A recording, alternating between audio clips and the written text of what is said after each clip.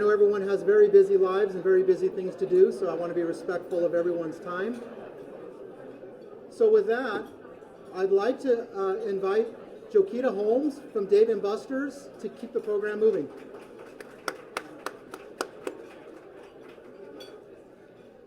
Jokita is with Dave & Buster's, and she's going to be introducing our first speaker. Jokita, thank you so much.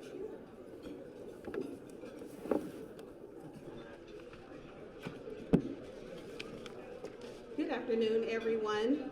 On behalf of Dave & Buster's Torrance, I am thankful to represent the company as a major sponsor to today's event.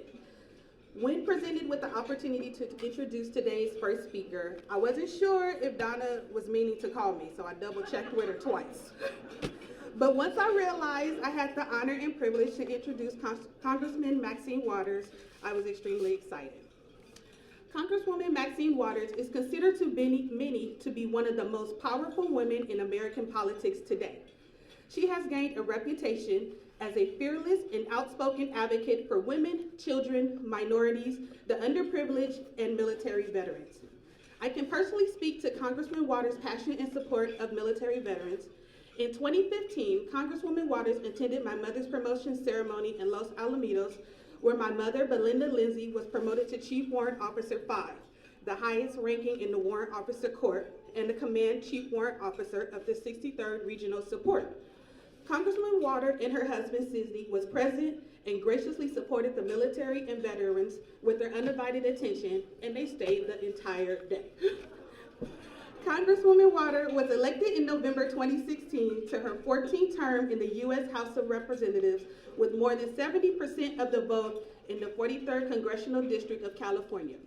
Congresswoman Waters represents a large part of South Central Los Angeles, including the communities of Westchester, Playa del Rey, and Watts, along with the unincorporated areas of Los Angeles County, comprised of Lenox, West Athens, West Carson, Harbor Gateway, and El Camino Village. The 33rd Congressional District also includes the diverse cities of Gardena, Hawthorne, Inglewood, Lawndale, Lomita, and our city of Torrance. Congresswoman Waters made history as the first woman and first African-American chair of the House Financial Services Committee. An integral member of Congressional Democratic leadership, Congresswoman Waters serves as a member of Steering and Policy Committee. She is also a member of the Congressional Progressive Caucus and member and past chair of the Congressional Black Caucus from 1977 to 1999. Throughout her more than 40 years of public service, and I have to say it again, 40 years of public service, yes, Maxine Waters has been on the cutting edge tackling difficult and often controversial issues. She has combined her strong legislative and public policy acumen and high visibility in Democratic Party activities with an unusual ability to grassroots organizing. Here's some wonderful fun facts you might not know about Congresswoman Maxine Waters. Maxine Waters was born by Maxine, don't look at me like that. You're like, what are you about to say? Maxine Waters was born Maxine Marquardt in St. Louis. She was the fifth of 13 children raised by Velma Lee Carr. Okay, 13 children by a single mother. At an early age of 13, Mrs. Waters started working as a bus girl in a segregated restaurant in downtown St. Louis. The family moved to Los Angeles in 1961, where Congresswoman Waters found employment at a garment factory and later as an operator of Pacific Telephone. I remember Pacific Bell. Okay, very close. This is all before becoming an assistant teacher in Watts with the Head Start program in 1966. Congresswoman Waters continued her education and graduated in 1971 from California State University, Los Angeles with a bachelor's degree in sociology. Her tenure at Head Start involved organizing frustrated parents to press for federal funding, which inspired her to enter politics. In 1973, Maxine Waters worked as Chief Deputy to Chief Councilman David S. Cunningham, Jr., then shortly after was elected to the California State Assembly in 1976, where she served for 14 years. Congresswoman Waters married Sidney Williams, former NFL linebacker, in 1977, and Sidney Williams later served as the U.S. ambassador to the Bahamas.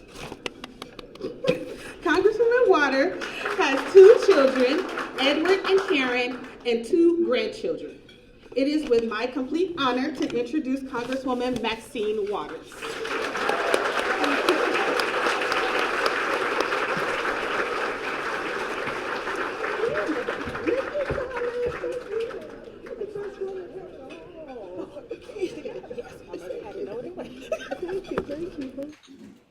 Good afternoon, everyone. I've heard a lot of introductions of me. That's the first one that I heard that put it all together. Thank you very much for that very generous introduction. So how are you all doing this afternoon?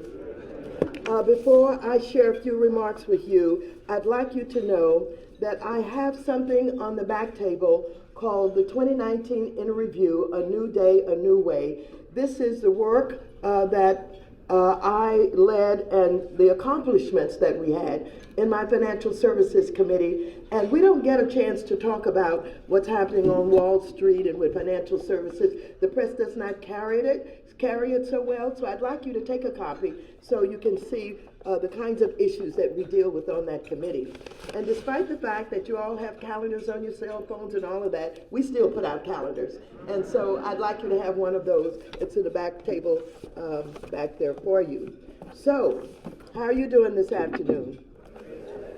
Very good. Now I'd like to thank Ms. Joquita Holmes for that very kind introduction. And I want to thank my dear friend Donna Duperon, the president and CEO of the Torrance Area Chamber of Commerce, for inviting me to join you today. I'm pleased also to be joined by my dear friend and colleague, the great Congressman Ted Lowe, as well as all of the other elected officials who are here today. Let me just get right into why I think this event is so important.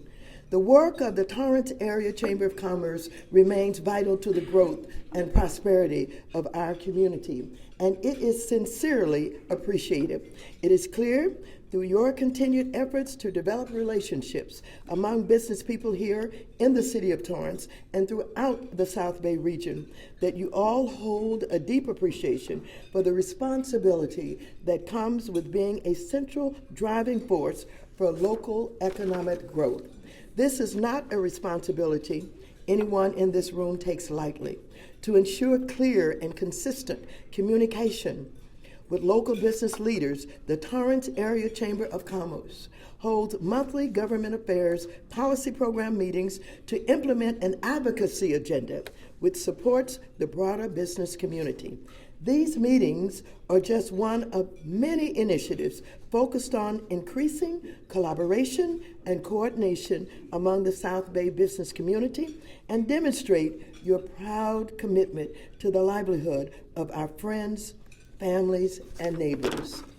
Nothing is more important to our community's economy than thriving, successful small businesses that create jobs and provide goods and services to their neighbors. The people in this room are the heart of the local business community, and it is because of you that our region is absolutely thriving. This is why I'm so honored to speak to you today about the many national issues that could have a profound impact on our local economy and our community. Let me share a little with you about the federal budget. The federal government must do all it can to support the work of organizations like the Torrance Chamber of Commerce. Your success is necessary to our community's success. The annual federal budget offers the federal government the opportunity to provide such support by funding programs that are vital to a thriving economy, such as healthcare, education, and job placement and training initiatives, among dozens of others. The budget proposal that was recently submitted to Congress by the administration cuts a number of programs that are important to our community and our economy. The budget cuts $500 billion from Medicare over 10 years and cuts an additional $24 billion from Social Security. Furthermore, it includes funding cuts of nearly 8% for the Department of Education, 13% for the Department of Transportation, and more than 15% for the Department of Housing and Urban Development in the coming fiscal year. I'm very concerned about these budget cuts. An educated workforce requires a well-funded Department of Education. Robust regional commerce needs a fully funded Department of Transportation, and communities require a properly funded Department of Housing and Urban Development, commonly known as HUD, to address local housing needs. These agencies are indispensable to our small business community, and I support funding levels that allow the South Bay region to address transportation, housing, infrastructure, and workforce issues here at home. A local infrastructure that is properly maintained and enjoys adequate investment is particularly essential for our economy. We need well-maintained highways, roads, bridges, and transit systems in order to transport goods to markets, help workers commute, and give consumers access to everything businesses produce. Equally critical is a sufficient stock of safe, affordable housing for American workers, especially in regions like ours where businesses need skilled workers. A safe and efficient air transportation system and water infrastructure are also very critical. As many of you know, I am the chair of the House Financial Services Committee, which has jurisdiction over housing issues. Last year, I testified on the importance of housing before the Transportation and Infrastructure Committee, which was taking the lead on developing an infrastructure package.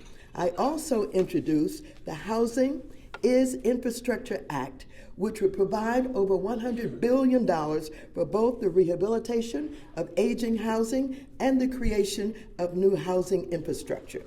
While the Transportation and Infrastructure Committee did not address housing in their proposal, I've worked with House Democratic leadership on ensuring that housing is included in any infrastructure package that moves through the House, and they have indicated to me that a comprehensive housing bill will be considered on the floor of the House of Representatives this year as part of an infrastructure week. And if it's not, you're going to hear from me. The proposal developed by the Transportation and Infrastructure Committee Democrats is called the Moving Forward Framework. This plan calls for a $760 billion investment over 5 years, including $329 billion for our highways, $105 billion for transit, $30 billion for airports, $60 billion for clean water and wastewater infrastructure, $25 billion for drinking water infrastructure, and $34 billion for clean energy infrastructure. The details of this plan are still being worked out, but I expect there will be a vote on the House floor this spring as part of a larger infrastructure week. Now, I want you to know that the President of the United States promised $2 trillion for infrastructure. Well, he had a little meeting with Nancy Pelosi and they didn't get along too well, so he took it back. But we know that the President wants infrastructure. No matter where there's disagreement, he does want sufficient funding for infrastructure. So I am counting on him, no matter how much he dislikes me, to put the money up for infrastructure and support it, and I think he will. And I want him to hear from you to let him know how important it is to our region. Meanwhile, the Senate Environment and Public Works Committee passed the America's Transportation Infrastructure Act of 2019 last August. This bill would provide a total of $287 billion over 5 years for investment in our nation's highway. Funding for transit and other transportation programs will likely be added to the bill by other Senate committees before it is considered in the full Senate. The biggest obstacle to passing any infrastructure package is agreeing on how to pay for it. Now, we have some members, such as Representative Earl Blumenauer and Representative Al Hastings, who have each introduced a bill, H.R. 2864 and H.R. 180, to increase the gas tax in order to raise revenue for highway and transit programs. And I'm going to have to talk with my colleague, Ted Lieu, about that, because we haven't had a chance to talk about where this money should come from. And we have to take it seriously when they talk about a gas tax. Is that right? So we haven't said anything yet. Is that right? You see him nodding his head over there. Thank you. Representative Brian Fitzpatrick of Pennsylvania introduced a bill that would impose a tax on greenhouse gas emissions to fund infrastructure. These bills are awaiting consideration in the Ways and Means Committee, but they're just options under consideration in Congress for funding infrastructure. What we do know is that cities like Torrance cannot build a 21st century infrastructure on their own. It is a responsibility of the federal government to take the lead in investing in our nation's infrastructure. And I'm working with my colleagues to ensure that Congress takes this responsibility seriously. If Congress is unable to agree on an infrastructure package this year, then it is even more imperative that we move forward with the development of our infrastructure right here in the South Bay. That is why I've been working with local officials to facilitate federal funding of high priority infrastructure projects over the past year. I've worked with the City of Torrance to provide support for the city's applications for Bureau of Reclamation grants to improve the city's irrigation system. I'm also working with the cities of Lomita, Lawndale, and Gardena to improve the local water infrastructure. I'm especially proud of the work I've done to support Torrance Transit. Torrance Transit's federal funding has increased significantly over the past 6 years, from less than $3 million in fiscal year 2015 to $3.9 million in fiscal year 2020. All total, Torrance Transit has received more than $20 million in federal funding during the 6-year period, and it has put the money to very good use, expanding access to affordable transportation in the South Bay while reducing environmentally harmful greenhouse gas emissions. The California Transit Association's Small Operator Committee selected Torrance Transit as its Transit Agency of the Year in November of 2019. Give them a big round of applause. Come on. Congratulations, Torrance Transit. And so, I want to say a little bit about housing. I'd like to discuss the housing issues that are affecting the region. As we think about the state of our region, housing must be considered a top priority. But simply, the housing market in Torrance is very expensive. Over 80% of single-family homes in Torrance are valued over $500,000, making it extremely difficult for first-time home buyers to purchase homes in these neighborhoods. Over half of renters in Torrance are paying unaffordable rents. With rents this high, individuals and families with parents who are fully employed or working multiple jobs are still struggling to afford their housing costs. As families struggle to afford to stay in their homes, homelessness becomes a growing issue. The most recent data show that there are approximately 226 people in our neighborhood right here in Torrance experiencing homelessness every night. The majority of whom, about 80% of them, are living in their vehicles. Fortunately, the Torrance City Council understands the gravity of the situation, and they officially declared a housing affordability crisis in Torrance last year. Torrance also made strides in connecting strategies on housing and health care to tackle the homelessness crisis. At the event, Navigating the Intersection of Business and Healthcare, held by the Torrance Chamber just last month, attendees had the opportunity to learn about partnerships between local nonprofits and hospitals to address the needs of people experiencing homelessness.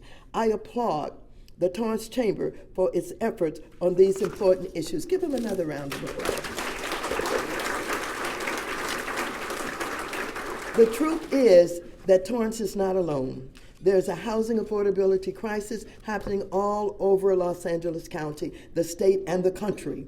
We must carefully consider solutions to these problems and avoid policies which potentially make home ownership more expensive and less available for hardworking families, such as raising the premiums charged by the Federal Housing Administration to make home ownership more affordable to thousands of families who rely upon FHA-backed loans. As chairwoman of the Financial Services Committee, I've made housing a top priority. Under my leadership, we held as our very first hearing the first ever committee hearing on homelessness, as well as a field hearing in Los Angeles to examine the homelessness crisis locally. My bill, the Ending Homelessness Act, provides a comprehensive solution to the homelessness crisis in this country, and we were able to successfully pass this bill out of our committee. This bill provides over $13 billion in new funding over 5 years to federal programs and initiatives to ensure every person experiencing homelessness in America has a roof over their head. The committee, go ahead, you can apply. It's a big issue. Do you know it's the #1 issue in California? For a long time, we thought it was, comprehensive medical care needs, etc.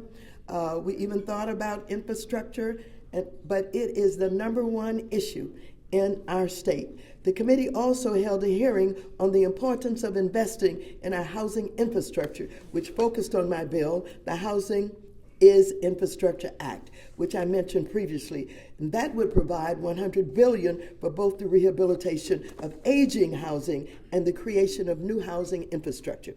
Based on the stories I've heard from housing developers about the challenges they face, I made sure that this bill provides substantial new incentives for local governments to eliminate impact fees and responsibly streamline the processes for housing developments. A lot of our cities say they have one-stop shops, and our developers are saying it is much too cumbersome.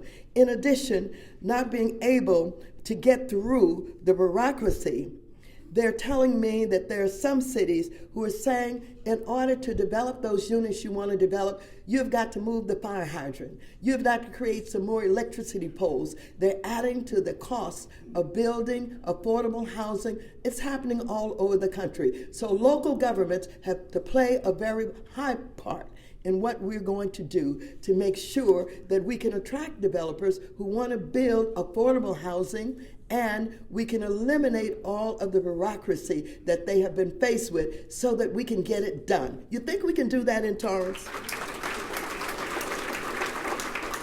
The Financial Services Committee has also held hearings and passed bills through the committee on a variety of other housing issues, including access to home ownership, housing for seniors, disaster recovery, safety concerns with HUD-assisted housing, and so much more. This renewed focus on housing is making a difference compared to the first year of the previous chairman's tenure. I have more than tripled the number of housing bills that the committee has considered and passed through the committee, and over half of them have passed the committee on a bipartisan basis. I'm fighting to increase access to affordable housing across the spectrum of housing market because I believe that housing is a platform for economic mobility. Without access to safe, decent, and affordable housing, families struggle to keep stable employment, keep their kids in school, or keep up with the treatment for chronic health issues. Without equal access to affordable mortgage products, families struggle to build intergenerational wealth. I also recognize how investments in our housing infrastructure can spur economics. For example, according to the National Association of Home Builders, again, building 100 affordable rental homes generates 297 jobs, $28 million in wages and business income, and $11 million in taxes and revenue for the state, local, and federal governments. In other words, housing is the key that unlocks the American dream for so many families, and that is why it must be a priority for public policymakers at every level, federal, state, and local governments. A word about women in business. As chairwoman of the Financial Services Committee, I created the first ever subcommittee on diversity and inclusion and have made strides in promoting the importance of diversity and inclusion. And I'm so very pleased to see, again, our own Torrance Chamber has made gender equality in the business space a priority. The Chamber's Women in Business program is a vital resource for the empowerment of business women in our community. As of 2018, there are more than 544,000 women-owned firms in the greater Los Angeles area. Women-owned businesses account for over 44% of the revenue in Los Angeles County, with the number growing more than 24% since 2002. Across the country, 1,821 new women-owned businesses were launched every day, with women of color founding 64% of these new businesses in 2018. A big round of applause for women in business. Having programs like the Torrance Chamber's Women in Business program operate at the local level complements the work done by organizations like the SBA. That is the Small Business Administration's Office of Entrepreneurial Development, that is known as OED. At the federal level, I'm dedicated to ensuring that women have every opportunity available to them to find success in their businesses. In fact, in the last government funding cycle, I made women in business a priority. I felt that SBA's Women's Business Centers, that is the WBCs, deserved an increase in funding and wrote legislation to bolster its budget by $5 million. This budget increase further supports the National Network of Women's Businesses Centers, which operate in more than 100 locations, including Los Angeles County, and promotes the growth of women-owned businesses through programs that address business training and technical assistance and provide access to credit and capital, federal contracts, and international trade opportunities. My legislation successfully passed as an amendment to last year's appropriations bill out of the House of Representatives. Women-owned businesses are revitalizing a variety of sectors. With women owning and operating businesses in emerging sectors, it is important they find resources and support from their government. The WPCs help women-owned business in the United States employ 9.2 million people and generate 1.8 trillion in revenue for the American economy. With my work to increase the funding for WBCs and the Chamber's work to convene and provide resources for business women, I hope to see these numbers rise even more. We must do all that we can to ensure that women who own businesses and their families have access to the support services that they need to reach their potential and continue to grow the American economy. There's a renewed focus, again, ladies and gentlemen, in Congress on airports and aviation safety issues. This is a result of two of the unfortunate incidents that occurred right here in our region. I'm sure you heard about the tragic helicopter crash. Everybody's heard about it. That killed 9 people, including Kobe Bryant and his daughter, Gianna Bryant. That accident has increased attention on helicopter safety, an issue that resonates in our community. Residents of Torrance and Lomita who live in the area surrounding Torrance Municipal Airport have informed me of their concerns about helicopters in their neighborhoods. Several members of Congress are developing legislation to improve helicopter safety. Representative Brad Sherman is planning to introduce a bill to require helicopters to be equipped with a terrain awareness warning system, which warns pilots when aircraft get too close to the terrain. The National Transportation Safety Board recommended to the Federal Aviation Commission administration that it require all helicopters that carry at least 6 people to be equipped with this system. The recommendation was made in 2004 following a previous helicopter crash, but unfortunately the FAA did not follow the recommendation and Kobe Bryant's helicopter did not have this system when it crashed. In addition, Representative Anthony Brown from Maryland is planning to introduce a bill to require helicopters to be equipped with a cockpit voice recorder. Currently, the helicopters are not required to have voice recorders if they are configured for fewer than 10 passengers and if there's only one pilot. I plan to co-sponsor both of these bills and consider other initiatives to promote helicopter safety in our community and nationwide.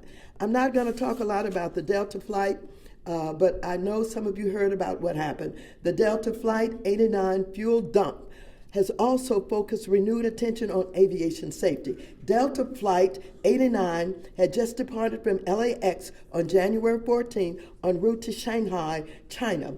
When one of its engines stalled, the pilot notified air traffic controllers of the situation, declared an emergency, and proceeded to return to LAX. Fortunately, the plane landed safely with no injuries among the passengers or crew. However, in order to reduce the plane to a safe landing weight, the pilot dumped 100,000 pounds of fuel, and much of it landed on schools, neighborhoods, and communities near LAX in Los Angeles County. Students, teachers, and school personnel at several schools in the area reported that they were exposed to jet fuel, with some individuals reporting skin irritation from physical contact with the fuel and many others reporting noxious fumes. There have been some lawsuits filed, and there are some bills that are being anticipated that will have something to do with neural odofication and some other kinds of things which I won't go into because I know I'm well over my time.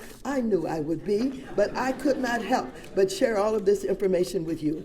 I'm going to wrap this up, I think, with trade. Finally, the U.S. and China have imposed rounds of tariffs on each other's goods, and these tariffs now affect a majority of the trade between the two countries. The U.S. has imposed tariffs on a wide range and variety of Chinese products, and China has imposed retaliatory tariffs on a long list of U.S. products, including agricultural products and products from California. Last summer, China imposed a 93% tax on American wine.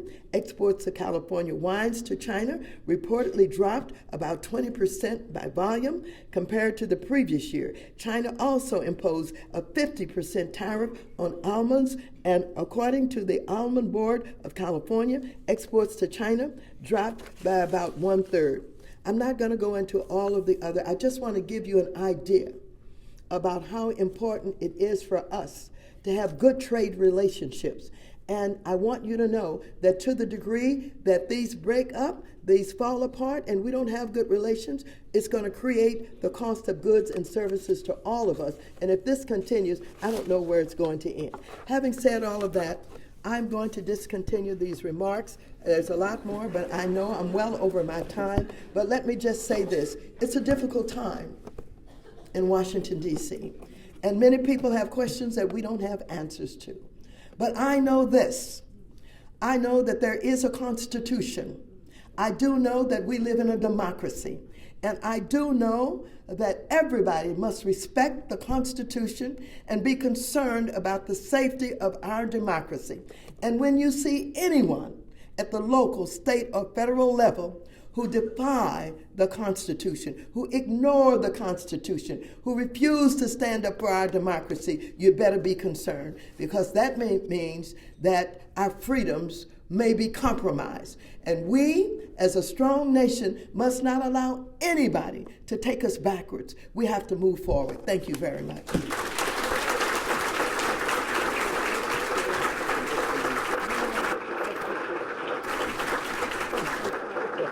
No.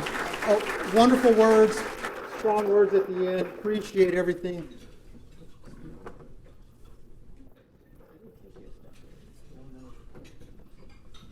On behalf of the board and the entire Chamber of Commerce and the membership, we have a little something for you. We appreciate your time. And with every great leader requires a wonderful support system. We also got you some wonderful See's candy to share with your team, or if they're not here, maybe you can sneak it in. No one will know, but we won't say anything, right? But this is for you and your team. Thank you so much. Thank you for your wonderful words. Thank you.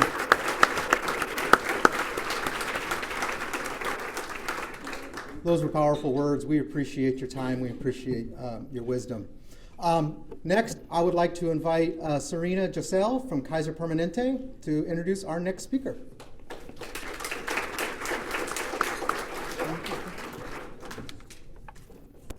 Good afternoon, everyone.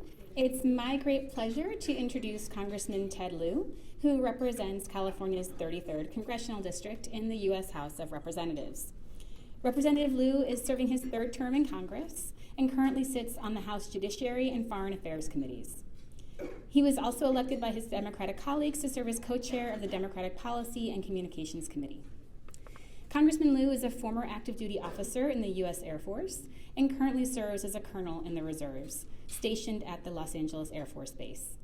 In Congress, he has established himself as a leader on the environment, cybersecurity, civil liberties, government ethics, and veterans. And in his spare time, he has developed a personal Twitter account that has become a beacon for humor, truth, and justice. First elected to Congress in 2014, he previously served in California's State Senate and Assembly, and he started his elected service here in Torrance as a member of the City Council. His wonderful wife, Betty, also serves our community as a member of the Torrance Board of Education. Please join me in welcoming Congressman Ted Lieu.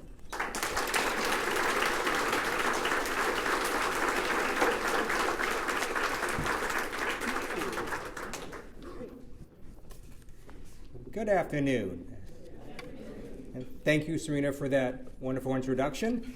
And thank you to the Torrance Area Chamber of Commerce for inviting me here. Thank you, Donna, for your leadership as CEO, and to Dan Armendariz for your leadership as chair.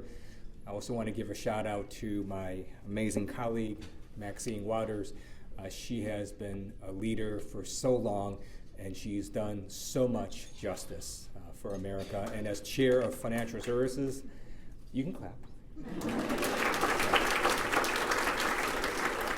She's making sure that we hold banks accountable to the consumers. And she also has jurisdiction over housing and the homeless issue, and she is one of the champions in making sure that we can reduce homelessness in California and across America. So give her another big round of applause. I also want to thank the Torrance City Council and city staff for keeping my hometown well run and safe. Appreciate that. I think it's important to be objective, so I also want to say we have the best school district in all of America. Very happy for that. And very pleased it's led by current Torrance Unified School Board President Terry Reagans. And then later this year, I'll transition to my wife, Betty. So she's here today, too. So I'm going to talk about three subjects. First is going to be the Space Force. Second will be infrastructure. And then third is going to be three of my favorite bills I've introduced.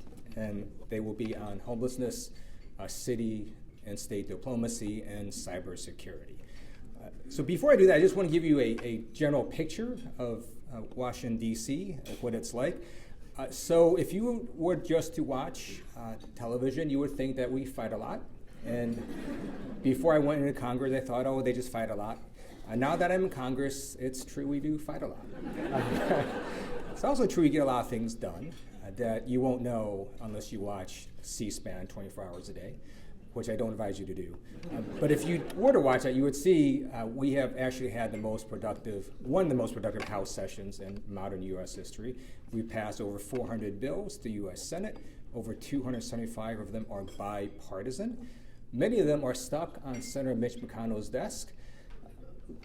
Maxie and I have to deal with these really strange congressional ethics rules. So, for example, I can't tell you to call Mitch McConnell and urge him to get those bills up for a vote. But if people were to do that, we could put pressure on Senator McConnell, and hopefully those bills would go up for a vote. Many of them left the House with strong support on both the Republican caucus and Democratic caucus. And they're very common sense bills, such as the reauthorization of the Violence Against Women's Act, the Equality Act, universal background checks on guns. That, by the way, based on polling, is over 90% support among the American people. So we're just asking the Senate to put those bills up for a vote. If they don't like it, they can vote no and reject those bills. If they like it, they can pass it to the White House, but they shouldn't just sit on them. And so that is our hope that later this year we'll get some legislation through the Senate. But things do get done, and one of the things that didn't get done is Congress created the Space Force. This is an issue I've been working on since I've been in Congress. regarding LA Air Force Base, one of my concerns is to make sure that, and however they set this up, that LA Air Force Base does not get moved. As all of you may have remembered, it was on the BRAC list previously, and is always a threat of being moved. So I'm very pleased that not only does it look like it's not going to be moved, it is now designated an official United States Space Force base. So I did 2 days reserve duty this week at LA Air Force Base. We've already changed the letterhead, office designation, so it's changing. It is pretty super cool. We're gonna have a renaming ceremony later this year. And you should understand why we did this. So the United States has always been the preeminent leader in space. Other countries are now catching up, China, Russia. And once you lose the high ground in space, it doesn't just affect the Air Force, it affects all of our academies and all of our sister services, as well as our intelligence services. So space is extremely important in the United States, and we need to continue to focus resources on making sure we continue to lead the world in space. And the Space Force will be set up so that it's similar to the way the Marines are set up, which right now Marines are under the Department of the Navy, so the Space Force is under the Department of the Air Force. And there will be Air Force bases, there will be Space Force bases, and then for those that are designated Space Force bases, much is still being developed right now, and the Air Force is taking input. So for example, we don't actually know what to call the rank structure. They don't have names for it yet. We don't know what to call the people in the Space Force. And if you're interested and you've got ideas, let me know, let the Air Force know. It is actually soliciting input. And so it's going to roll this out over time. But at its full build out, it's going to be an operational Space Force with the mission to make sure the United States continues to be a leader in space. And one of the reasons that's so important to have it here at LA Air Force Base is there's this huge aerospace infrastructure that is very hard to replicate in other places. So there's a saying in aerospace that goes like this: to have a rocket scientist with 20 years experience takes 20 years. So you can't just sort of say, hey, I want to go to Kansas, and all of a sudden have a huge aerospace infrastructure. It doesn't work that way. You need to already have it existing. So we have this amazing infrastructure here, not only with the base, but with the Aerospace Corporation that is located across the street. You have all these different companies there that work closely with the Aerospace Corporation and with the Air Force. And as a result, the Space and Missile Systems Center, which is housed at LA Air Force Base, has had many years of huge success in launching satellites into space and making sure we procure the best equipment for our warfighters. So it is all moving along, and I have started with Republican Congressman Ken Calvert, the California Aerospace Caucus, and one of its missions is to make sure that we protect our military bases here in California, including LA Air Force Base. And I look forward to the base not only staying here, but potentially also growing as a Space Force base as it gets additional assets. And so be on the lookout for that, but it is an exciting development for the South Bay. I'd like to touch on infrastructure now, something that Congresswoman Waters touched on as well. Thanks to her leadership, there will be a housing package as well. In addition to service transportation housing, there's also going to be an education infrastructure package that will be coming out of the Education Committee that will deal with school construction. So there's going to be 3 separate bills. I worked on this issue last term. I had introduced a bill for infrastructure that was tagged at $2 trillion. And some of those in my caucus are saying, oh, that's too expensive. And then I remember last term, the president gave a State of the Union where he used the number 1.5 trillion. And I said, see, I wasn't that far off. And it's because we have a massive infrastructure deficit. According to the American Society of Civil Engineers, we have about a $4 trillion infrastructure deficit. We've got roads and highways and bridges that need to be repaired. And so we need to really fix our infrastructure. The House of Representatives is going to put up these 3 bills later this month. In terms of the surface transportation infrastructure package, it is scored at about $750 billion over 5 years, which if you took out a 10 years would in fact be around 1.5 trillion. And then when you add the housing and the school package to it, It looks like a very good package. So our hope is we can get that done, get some good paying jobs, and rebuild America's infrastructure. Locally, we've had some success, so very pleased that because of bipartisan support from our Southern California delegation, I've been working on this issue also when I first got in. We've been able to get full federal funding for phase 1 of Metro's build out of its subway lines. We've been able to get full federal funding for additional extensions. And recently, the United States Department of Transportation has said they're going to award $1.3 billion to extend the Purple Line all the way to the West LA VA. And that's going to provide even better service than we have now. And then recently, you may have seen Metro Board has said they're going to look at accelerating the Green Line down through the South Bay. It is one of the 28 projects they want to do by 2028. And we wrote a letter last year to Governor Brown asking for funding from SB 1 for these local projects. The governor has awarded over $2 billion to Southern California. And hopefully part of that can go to the Green Line extension coming down to the South Bay. And it's our hope we can do this, build out of Metro subway lines to better increase transportation in Southern California. And the Olympics is driving much of this, and they're trying to do a lot of these projects before 2028.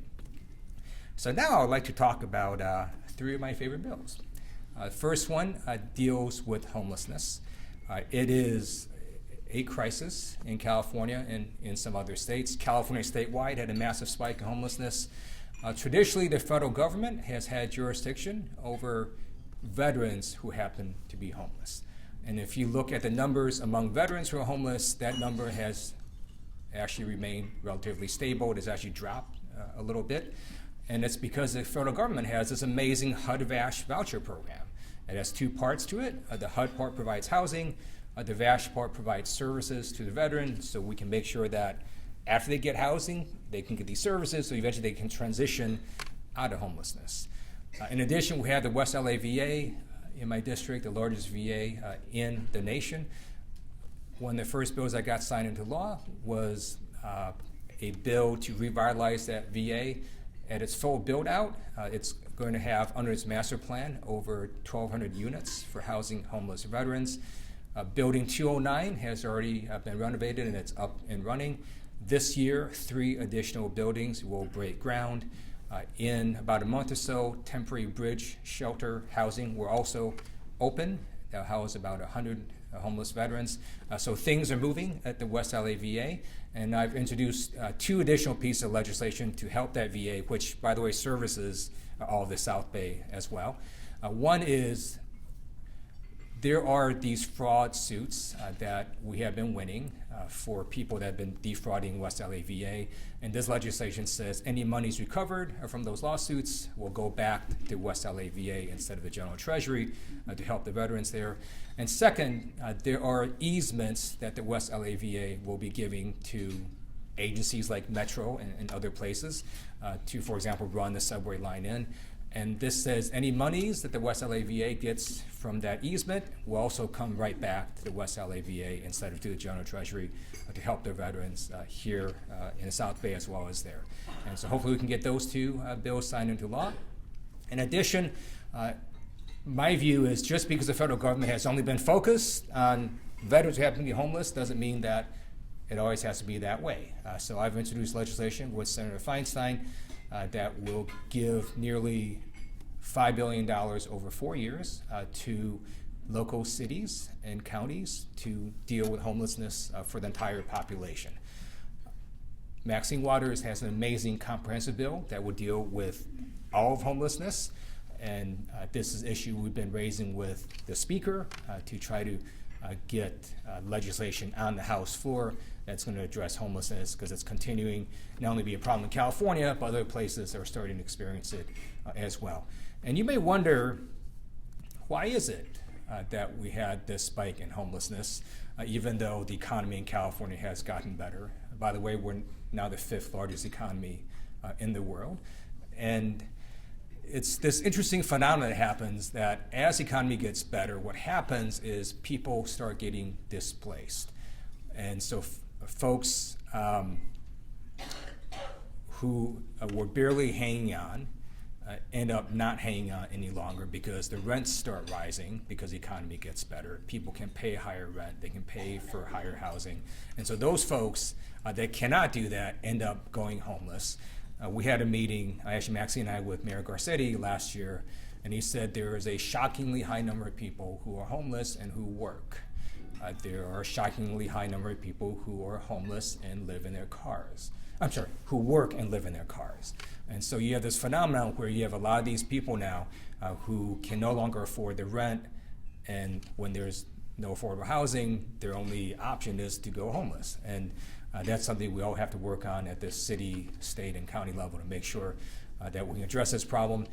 Very pleased that in the National Defense Authorization Act, I was able to work with County Supervisor Sheila Kuehl, and we got language in that allowed an armory in LA County to renovate and open and increase beds for the homeless population. So we're looking at different creative solutions to address this issue.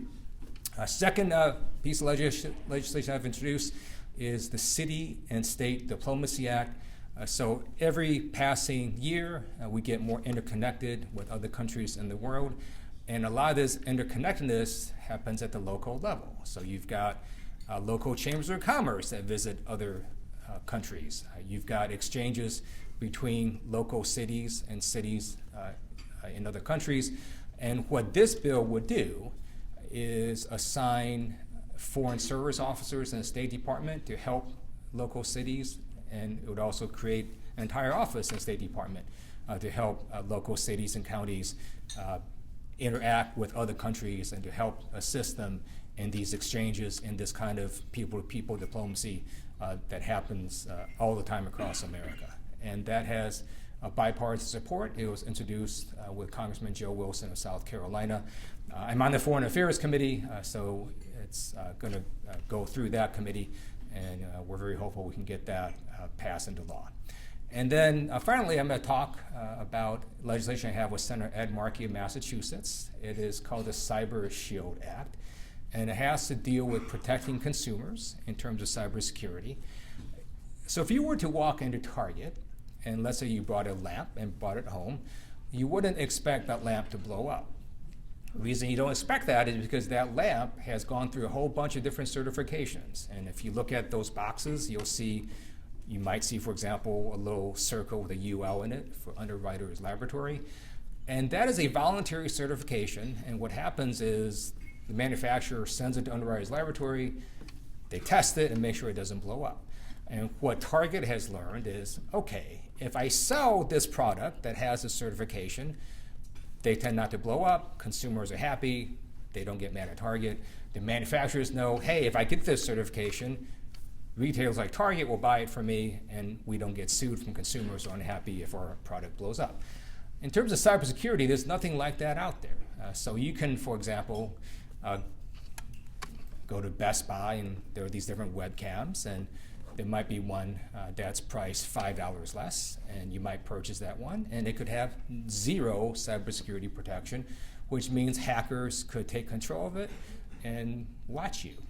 Or they could do what they did a couple years ago, which is take control of a lot of those video webcams across the world, direct the streams, and take all that massive data and start transmitting them towards websites, shutting down those websites. Or maybe you could pay for the webcam that is a few bucks more that does have cybersecurity protection, and you'll be protected.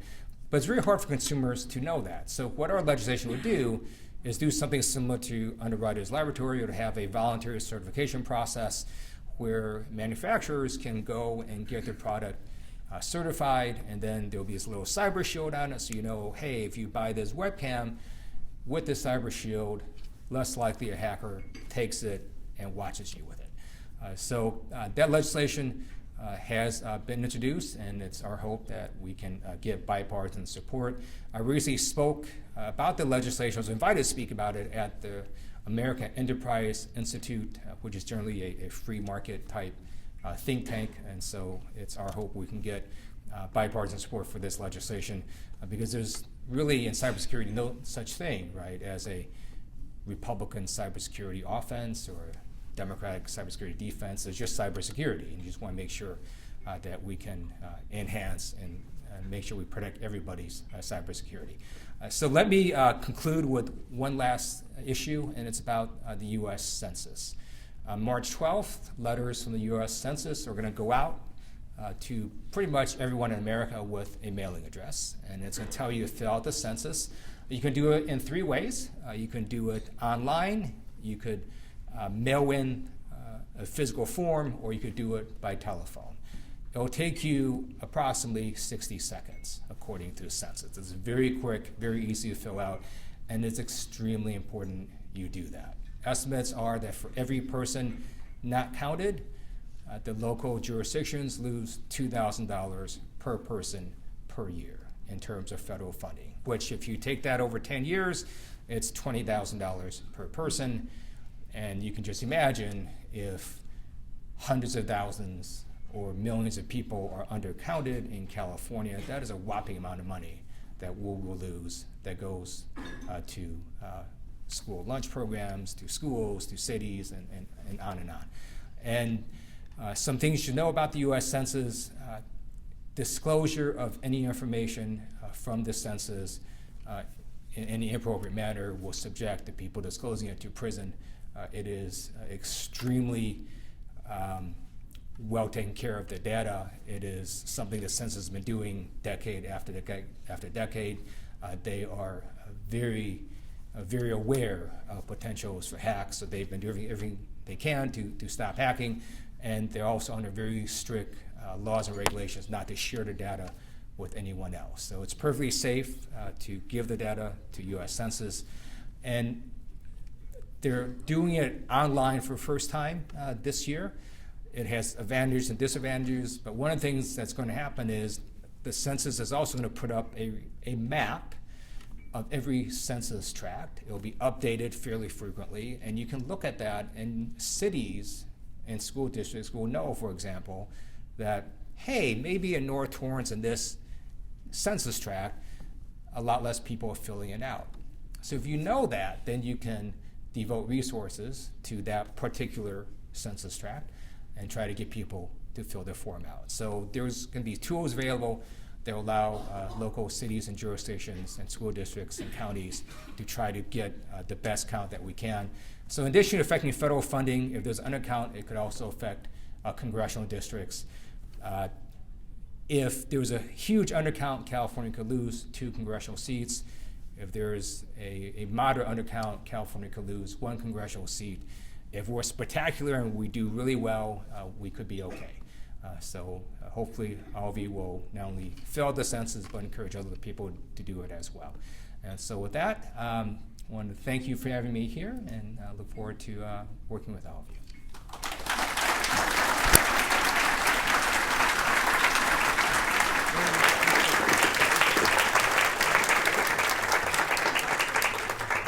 So a little token of our appreciation from the membership and the entire board for you. And as always, the more important part, chocolate for your team and your staff.